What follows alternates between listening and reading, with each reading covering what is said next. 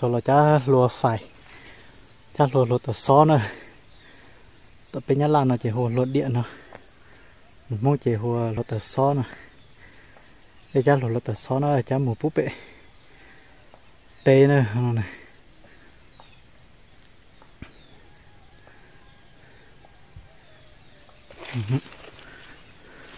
là cứ dạy gì nữa dạy tao tao tôi sợ nó nữa mà số triệu có bọn ra thừa gì không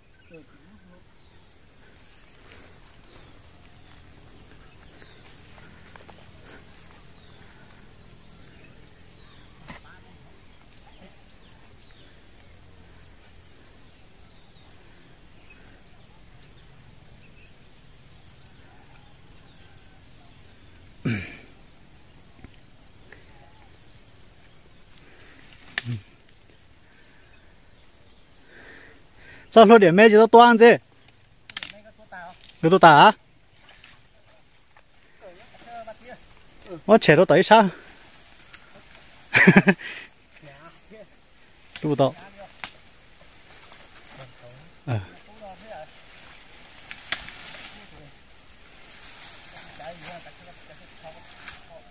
ôi cho mù lôi chiếc không chờ giỏi thể quá lôi chiếc không chờ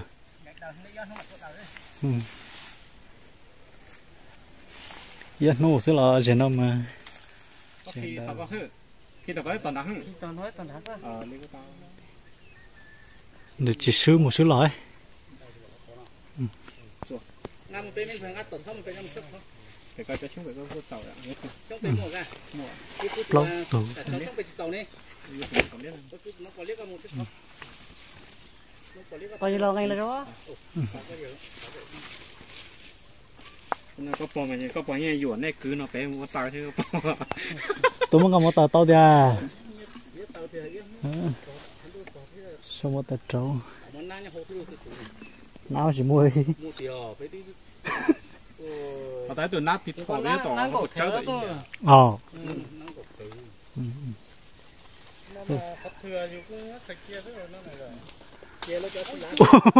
thì con ló ấy và tao như chỉ khó này cái thả hay cơ cái lớp của vô bản mua là lấy cho con mình sẽ cho tay thế này hả bây giờ cho tay nó mua không một cái là con vẫn rồi thấy ta đấy ta suy tao trong chiếcตัวcái chỗ mà lấy cái hỗ trợ gì nó mà cái gì nó mà kể cả chế nhất đấy cả lô hỗ trợ ta tớ mua lúa mua ta đấy mua cái khối bóng biển bóng biển cái gì luôn á cái gì luôn đấy họ tao cũng là chúng ấy mua cái này tao trong chiếcตัวnày thì con nó nhiều á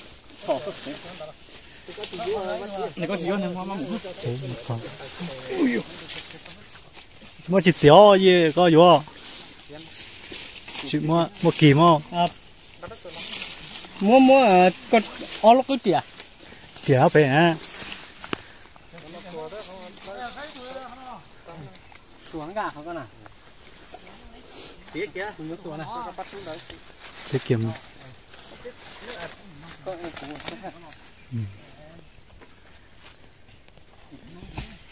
có đâu thập bảy nét có thập bảy nét sát nhưng mà tận siêu có chỉ hóa rồi gì chỉ rồi đấy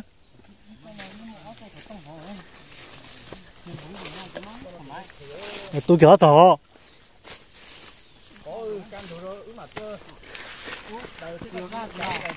ha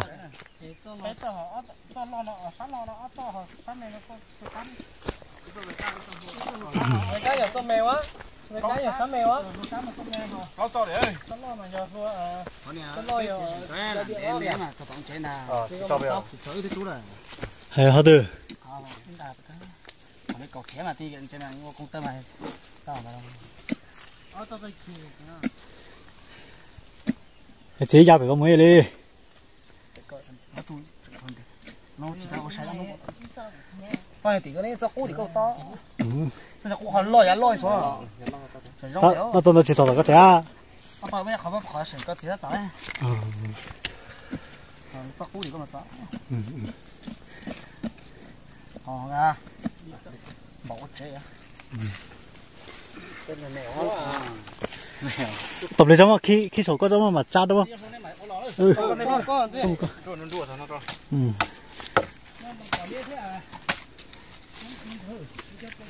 ô mất chỉ có toàn tụi chưa chế sát tỏi có thơ gì gì muốn cho chế sát tỏi có thơ chế sát tỏi này thế này à đi đi chó rồi ô chuyện đâu nha chạy kia nó mà chuyện ở đây lò mỏ này thì đâu quân quân sao có cái gì nó mày sao của lô điện này chỉ nó tốn tiêu hao nhiên lượng thế lô điện là ý làอยู่ô vòng mà nó để lo thế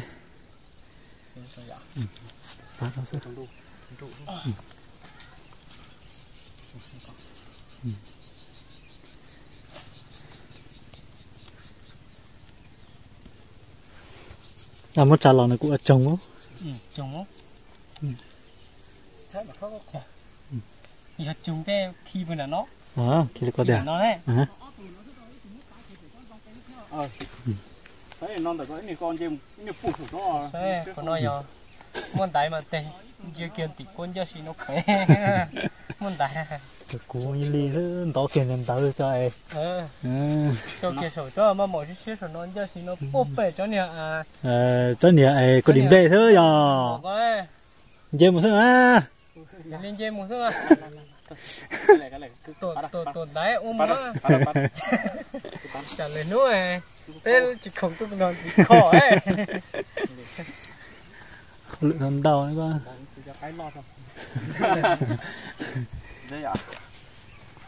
Khi cái sản phẩm có mà thổi máy phụ bể nè, có điểm đây có thể á. Điểm đây chỉ thổi này đấy quá. Dù mua số điện số lấy của chính đó này. Thế số này chỉ là khi ít thổi tao. Ít tao một bé sang rồi. Có một khi cái trâu tận nhân tao gì? Nó ba cái trâu nhân tao này con này. Thế chua. Đá mà in khi ớt to xí. Chứ có khi có ở trúc cái là tận nhân tao con là ở khi có. Nó của tao.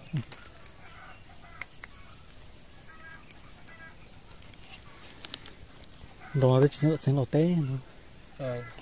Nhớ lời té quá. Chỉ nhớ lời té. Lời to lời của hai du trẻ lúa điện. Chỉ chạy điện cú tua cả liệt thôi. Nhớ là dù ba là thể này. Còn tới mà lần to nó chỉ hai du mà phải mua chai thủy.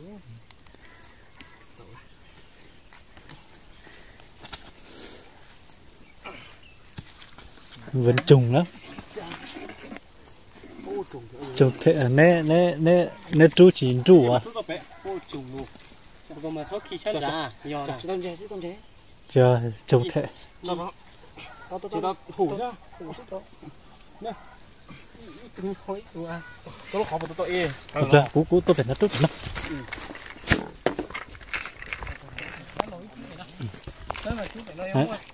Con này nó hổ, tao lử luôn á. Hổ. Dạ. Ye, chú phải nói thêm. Đúng. Tao đã con tính đủ đấy. Đủ rồi.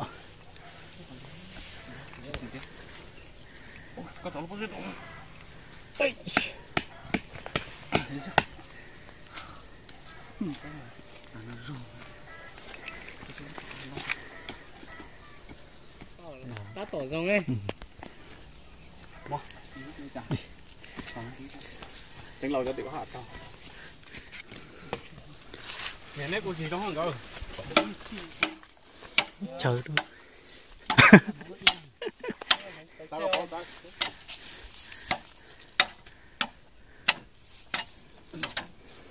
Cái còn dễ nhảy nhiều không?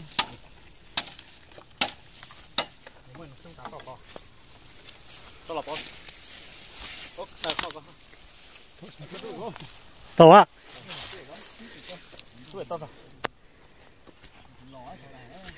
À, anh đuôi nét tao không ngờ, đừng không nữa. Nhưng mà chú tụi bay to bé. Nhớ. Chờ.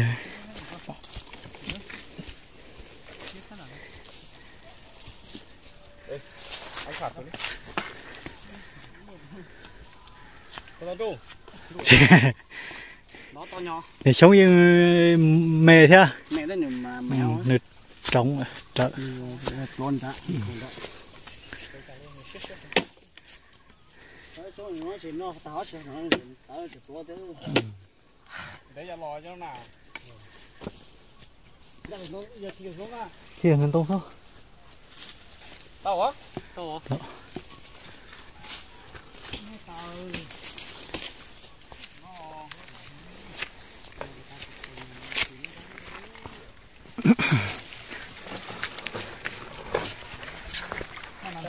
chỉ ra mà không tìm được ha tao nằm qua lên đi để trưởng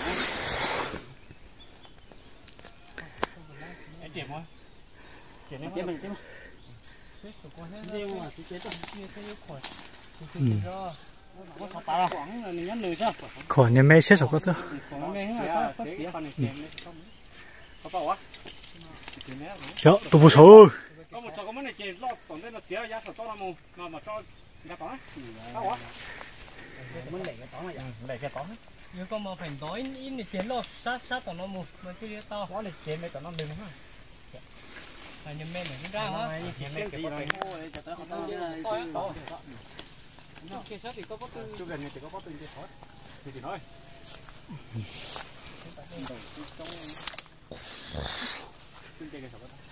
ôi trời chung loa chung thế này giỏi vậy này chung chơi chung nó chọn chảnh chế chế luôn nó bó khổ tôi sụp thôi của tôi mất tiền mất khỏi tôi mất chuột đi nó còn bây giờ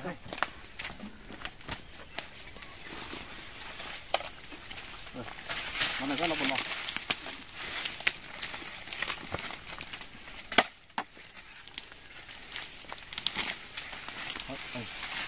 cái này mẹ có xin tiền mẹ có lừa tiền không chú sát tí nó chỉ muốn chậu chú này thì phụ hát tí ấy ta cái gì tôi lúa thì chạy cho nó xí rồi tôi lúa sát xí đi tôi lúa là cái đó phải biết tôi lúa thì sợ gì cho sợ tao cho chút xíu biết mẹ thì tôi lúa thì cái chỗ trên lúa nó trên đẻ đó vậy phải biết là hỏng biết đông cái mình tự chỉ biết tao sẽ làm giờ nuôi tao này nuôi rồi là sao tao giờ mẹ bây giờ là mất cái tiêu đấy rồi bây giờ nó phè nhưng đó chỉ mấy tí tuổi lo bây giờ cái tiêu có bây giờ nó phè giờ thì bây giờ thì để cứ rồi rồi giờ nó biết trả này cứ giờ kiểu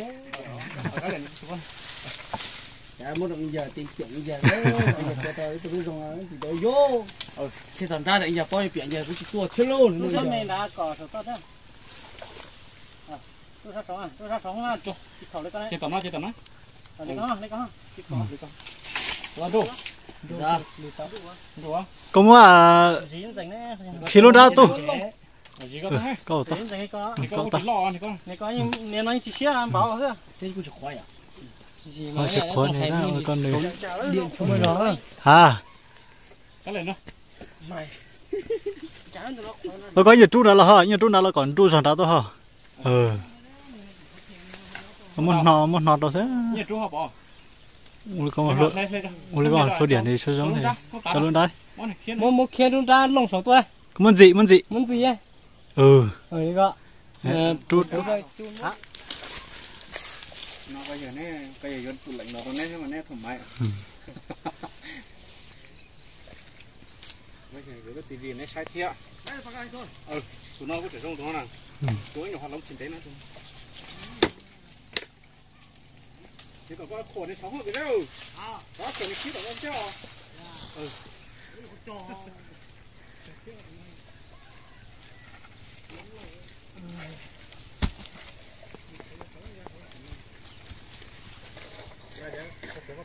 nhổng cao quá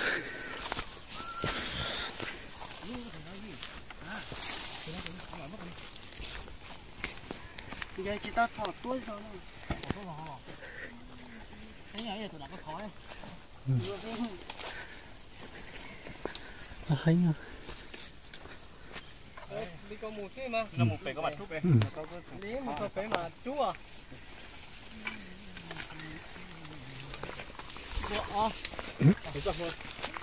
dạ cái bún cháo ngạ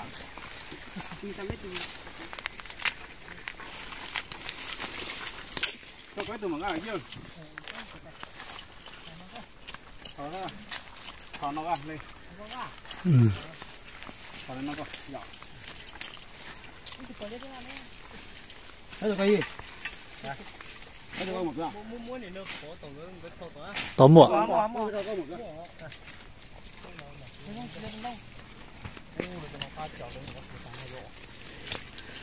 có chuẩn hô Giá 100 thì bù lù thôi. à đây Tôi giá 100 một lùm à. thế nó giá 90 à 90 là liền mà. tóm cái rồi đi Dây thì đấy tiền dư ngắn như đánh cho chưa chỏ á. Đi để xong là mong một xe đó tôi để xong cái đó. Đấy. xin mời có chúng ăn gì luôn ra rồi cái gì mà trúc phải con trúc cũng mà quá rồi mới trúc quá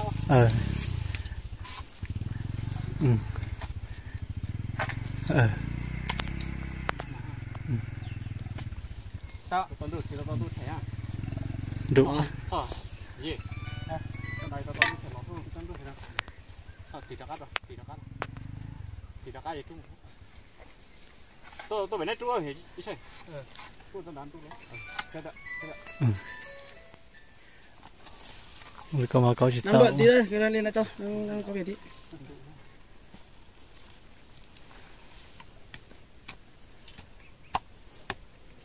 hay lấy cả nó cũng đang chi Đấy, sổ sen sổ đỏ ở đây này. Con nó đông biết chùa.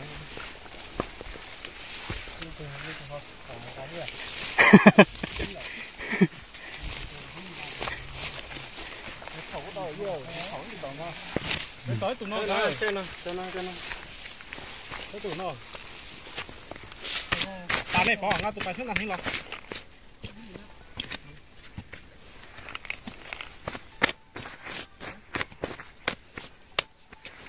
Ba chín mồ mấy có tụi cái nào? 391 Hả? chị dần Hả? chị dần Đừng có. Hả? Nó luôn. mà xuống rồi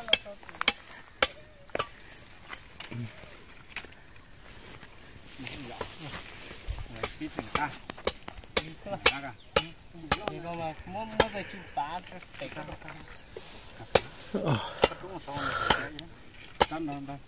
Ngoài bá biển non, sắp biển non sao? phá cái gì chú phải một con cái nó Tổng tu tá. chú ở đây không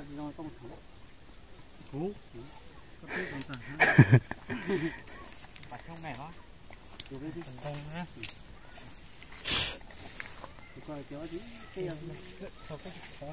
tao mới nhớ phá đó rồi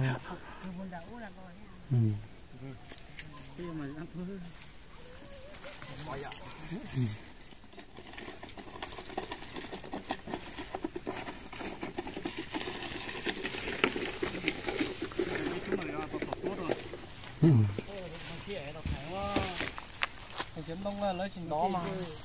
Cho đông lò một. rồi đấy con kia nó con kia phá rồi tụi con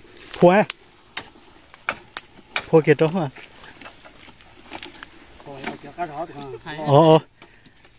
phá xem mà phá sao phá cái sườn tôi cũng khí được con Bá một con thế à, con này một con thế bây giờ. dễ cho Hai khoáng con đấy chúa. cái mấy tôi thấy nó Thế này. À, nó kia nó chỉ ít trồng được đầy nó to. còn đá thiết một người tao đến để chỉ tao sách chế thì ôi ổn nhanh để thế quá